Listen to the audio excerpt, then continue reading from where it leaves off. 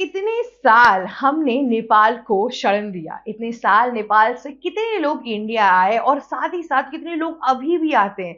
मैं खुद गोरखपुर से हूँ और मैं देखती हूँ कि हर टाइम मतलब आप समझ लीजिए हर महीने कम से कम 20 से 30 हजार नेपाली आते रहते होंगे। मेरे घर में जितने आज तक मेड रहे हैं मैक्सिमम नेपाली रहे हैं। और आज नेपाल के जो नए प्राइम मिनिस्टर हैं बलेंद्र शाह, उन्होंने एक ऐसा डिसीजन लाया है कि इन सब लोगों की लाइवलीहुड पे बहुत बड़ा असर आने वाला है। और इतना ही नहीं, इसके बाद से इंडिया और नेपाल के पूरे रिश्ते एक बार में चेंज होने लगेंगे। हम सबको पता है कि नेपाल और इंडिया के जो बॉर्डर रिलेशंस है वो और सारे बॉर्डर रिलेशन जैसा नहीं है। वहां पे आपको वीजा की जरूरत नहीं है, नॉर्मल आधार कार्ड के थ्रू भी आप जा सकते हैं। साथ ही साथ इतनी चेकिंग भी नहीं होती थी।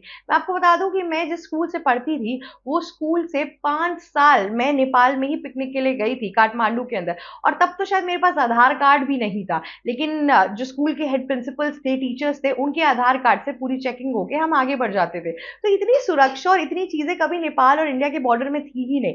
लेकिन अब अगर हो रही है तो बहुत अच्छी बात है। लेकिन बलेंद्र शाह ने एक नया यहाँ पर कहते हैं ना, एक नया प्रपोजल लाया है जिसके बाद से नेपालियों को तो असर आएगा ही आएगा, पर साथ ही साथ इंडियन गुड्स पे भी काफी असर पड़ने वाला है।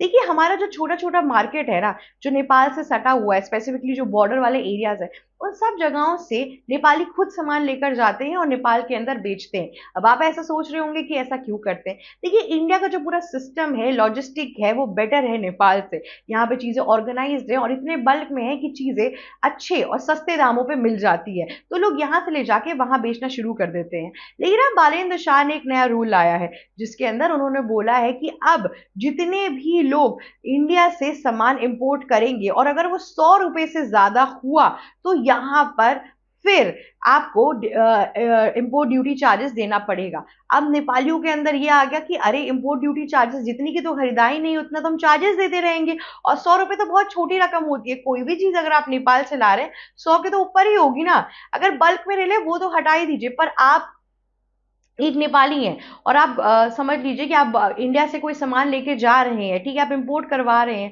तो उसके चार्जेस आपको इतने ज्यादा देने पड़ेंगे तो दिक्कत तो होना शुरू ही हो जाएगी। अब देखिए, बलेंद्र शाह का भी कहना गलत नहीं है। बलेंद्र शाह का ये कहना है कि मैं एक बैलेंस क्रिएट करना चाहता हूँ, जहां पे मैं जिस हिसाब से नेपाल इंडिया के ऊपर कंप्लीटली डिपेंडेंट है वो डिपेंडेंसी खत्म करना चाहता हूँ। जस्ट बिकॉज हमको इंडिया से सस्ते में सामान मिल जा रहा है तो हम फिर नेपाली जो लोकल वेंडर्स है उनका सामान कोई ले नहीं रहा है। अब नेपाल में इतनी गरीबी है कि वहां पे अगर आप देखेंगे तो इन्फ्लेशन बहुत ज़्यादा है, महंगाई बहुत ज़्यादा है, लेकिन लोगों का स्पेंडिंग कैपेसिटी, इकोनॉमिक का जो कहते हैं ना, जितना उनका पॉकेट अलाउ करता है उतना उतने का तो सामान वहाँ मिल ही नहीं रहा है। तो इस चक्कर में वो लोग को इंडिया बहुत बेटर ऑप्शन मिलता है। इनफैक्ट मैं आपको बता दूं, नेपाल में जब फ्लड आया था उसके पहले इंडिया और नेपाल के बीच में इतने व्यापार होते थे कि उस फ्लड की वजह से इंडिया का भी और इंडिया के जो बहुत से बिजनेसमैन थे, स्पेसिफिकली गोरखपुर वाले एरियाज में जितने थे, उन लोगों को बहुत हैवी लॉसेस देखने को मिले थे। सो इस तरीके का रिलेशन रहा है नेपाल और इंडिया के बीच में। नेपाल से भागकर कितने टीनेज बच्चे आते हैं, मतलब मैं आपको बता दूं, अगर अडल्ट्री में भी, अगर आप अडल्ट में भी देखोगे तो आपको समझ में आएगा कि करीबन 13 से लेके 20 साल के जो नौजवान होते हैं वो maximum of the time Nepal से भागकर इंडिया आते हैं। इंडिया में अलग अलग शॉप्स पे काम करते हैं, किसी घर में झाड़ू पोछा लगाते हैं, कभी कोई बॉडी गार्ड बन जाता है, कोई सिक्योरिटी गार्ड बन जाता है और यहाँ से पैसे वहां भेजते हैं। लेकिन अगर आप अब सामान लेकर भी जाते हैं, अगर आप ये सब कुछ सोच रहे हैं, तो आपको चार्जेस यहाँ पे करना पड़ेगा। देखिए, नेपाल का जो पूरा पॉलिटिकल स्टैंड है वो इंडिया के साथ तो है ही, पर यहाँ पर एक और ट्विस्ट है। नेपाल का पॉलिटिकल स्टैंड चाइना के साथ भी है। तो अब नेपाल ये सोच रहा है कि इंडिया के ऊपर पूरी जो उसकी डिपेंडेंसी है उसको साइडलाइन करके कम करने की जरूरत है, और साथ ही साथ हम चाइना के साथ भी अच्छा एक तरीके का कहते हैं ना कि एक रिलायबिलिटी रखे, एक अच्छा रिलेशन रखे। लेकिन बालेन शाह दोबारा वही गलती कर रहे हैं जो साउथ ईस्ट एशिया के मैक्सिमम लीडर्स ने की है। चाइना आपको एक डेट ट्रैप में लाता है। चाइना ऐसी कंट्रीज ढूंढता है जिसकी गवर्नमेंट गिर चुकी हो या नई गवर्नमेंट स्टैब्लिश हो रही हो, जिस कंट्री को फिर से अपने आप को स्टेबलाइज करने के लिए पैसों की जरूरत हो, ताकि फिर वो 3 से 4% इंटरेस्ट पे लोन देना शुरू कर देता है। और उसे पता होता है कि आप वो लोन नहीं भर पाओगे। वही लोग, अगर आप आईएमएफ बेल आउट देखोगे तो आईएमएफ बेल आउट मिलता है लोगों को, पर उसके बावजूद भी उनका 1 से 2% इंटरेस्ट होता है, पर उसमें बहुत सी उनकी क्राइटेरियाज होती हैं जो लोगों का फुलफिल करना बहुत मुश्किल हो जाता है। इसलिए नेपाल, श्रीलंका, बांग्लादेश, इन सारी जैसी कंट्रीज बार बार चाइना की तरफ शिफ्ट होती हैं, क्योंकि चाइना भले 3 से 4 इंटरेस्ट रेट पे लोन दे देता है, लेकिन वो उसी टाइम पे पैसे दे देता है और इस चीज का चाइना बहुत फायदा उठाता है। तो अब बलेन शाह भी अपने आप को एक कूल लीडर की तरह दोनों साइड पे रखने की कोशिश कर रहे हैं। पर प्रॉब्लम ये है ना कि नेपाल की जो डेवलपमेंट है वो बहुत मुश्किल है। मतलब नेपाल अगर इंडिया पर डिपेंडेंट नहीं होगा तो वो कैसे ही चल पाएगा। आपको एक चीज समझनी होगी, जो नेपाल की जो पूरी ज्योग्राफी है उसमें maximum of the time hills area है, यहाँ पे पोर्ट्स नहीं है, और साथ ही साथ जो लैंड्स है वो इतने ढेर सारे नहीं है, तो इस वजह से दिक्कत बहुत हो जाती है।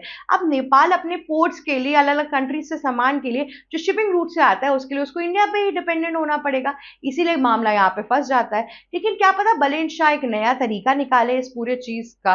बहुत लोग ये भी कह रहे हैं कि ये पूरी कंट्रोवर्सी इसलिए भी है क्योंकि ये पूरा का पूरा जो नेपाली पॉलिटिक्स है ये हिली एरिया के लोगों की तरफ से मैनेज होता है। तो हिली एरियाज का क्या है कि नीचे से सामान उन तक पहुंचता है, मैक्सिमम ऑफ द टाइम वो यही करते हैं कि नीचे से सामान लेकर खरीदते हैं और ऊपर चले जाते हैं। अब हिल एरियाज में जो भी टूरिज्म आएगा वो ऑब्वियस सी बात है कि नॉर्मल जो आपकी लैंड है उससे ज्यादा ही पैसा वो आपसे लेगा, तो वो तो प्रॉफिट में हो जाते हैं। लेकिन जितने भी लैंड ओनर्स हैं, जो लैंड के लोग हैं, उनका क्या, उनके पास आज सच कोई प्रॉफिट ही नहीं आ पा रहा है। अगर वो अब सामान लेना बंद कर देंगे इंडिया से और अगर वो लोकल वेंडर्स पे जाना शुरू कर देंगे तो वो लॉस में तो रहेंगे ही रहेंगे और सप्लाई में भी कमी आएगी। इंडिया में ऐसी कोई भी चीज नहीं होती है।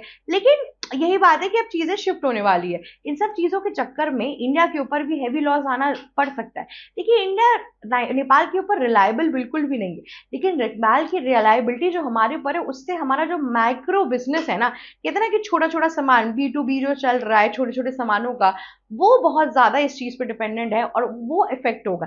देखिए हर टाइम पे ना इकोनॉमिक क्राइसिस जब आती है तो जरूरी नहीं है कि बड़े स्थल पे ही इफेक्ट हो। छोटे छोटे माइक्रो मैक्रो जो बिजनेसेस होते हैं, मैक्रो तो चलिए बड़े लेवल का हो गया, बट जो माइक्रो बिजनेसेस होते हैं अगर वो भी इफेक्ट होते हैं तो उसमें भी बहुत लोगों का रोजगार एक बार में कहते हैं ना कि टेंस सिचुएशन में आता है। अब आपको एक चीज समझनी होगी, इंपोर्ट ड्यूटी चार्जेस अगर नेपाल की तरफ से बढ़ना शुरू हो गए तो ये जो छोटे छोटे दुकानदार हैं, वेंडर्स हैं, ये सब लोग इंडिया से सामान खरीदना कम कर देंगे। ठीक है, और अगर इंडिया से ये लोग सामान अब खरीदेंगे भी तो भी आगे जाके इनको इतना महंगा पड़ने लगेगा कि ये अपने आप वो साइड से कटना शुरू कर देंगे। अब नेपाल के प्राइम मिनिस्टर को लग रहा है कि इस चक्कर में उनका जो इंटरनल मार्केट है वो बूस्ट होगा, बहुत हद तक चांसेस है कि बूस्ट हो।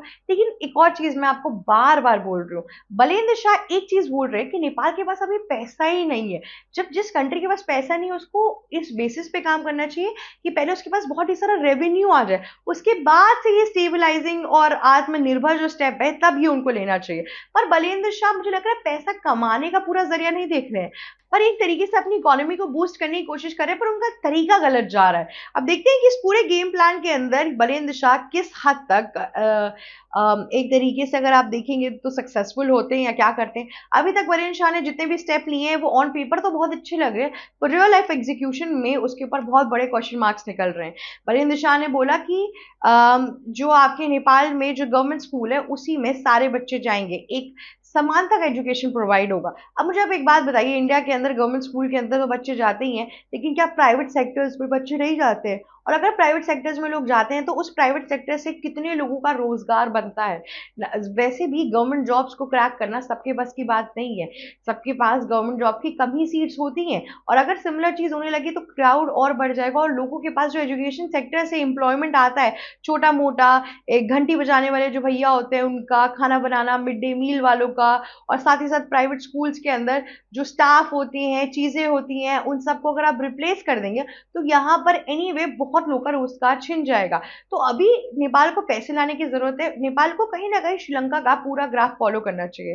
श्रीलंका कितने बड़े इकोनॉमिक क्राइसिस से गए, वहां पे विक्रम सिंघे की पूरी सरकार को नीचे गिरा दिया गया, उसके बावजूद भी श्रीलंका अभी अपने टूरिज्म पे फोकस कर रहा है। उसने वीजा का रेट कम कर दिया, ऑन अराइवल वीजा जैसी उपलब्धियां लेकर आ गई, और साथ ही ही साथ इंडिया से लोगों को बहुत हद तक अट्रैक्ट किया कि प्लीज आओ तुम श्रीलंका घूमो।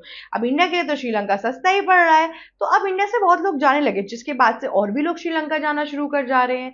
अभी एस जयशंकर का एक नया एक स्टेटमेंट आया था जिसमें वो यही बोल रहे थे कि गोवा वगैरह हटाओ और आप जाओ श्रीलंका, तो मैं अगर बीचेस वगैरह देखनी है तो जब यहाँ पे इस तरीके से प्रमोशन हो रहा है श्रीलंकन टूरिज्म का, तो उसकी वजह से श्रीलंका के अंदर ना इस टाइम पे अगर आप देखेंगे तो बहुत हद तक हेल्पफुल सिचुएशन भी आएगी, साथ ही साथ एम्प्लॉयमेंट भी जनरेट होगा, तो कंट्री के पास पैसा आना शुरू होगा। एक बार जब पैसा आना शुरू होगा तो उसके बाद से आप बहुत तरीकों के नियम लगाएंगे भी तो आपकी कंट्री को लॉस नहीं होगा।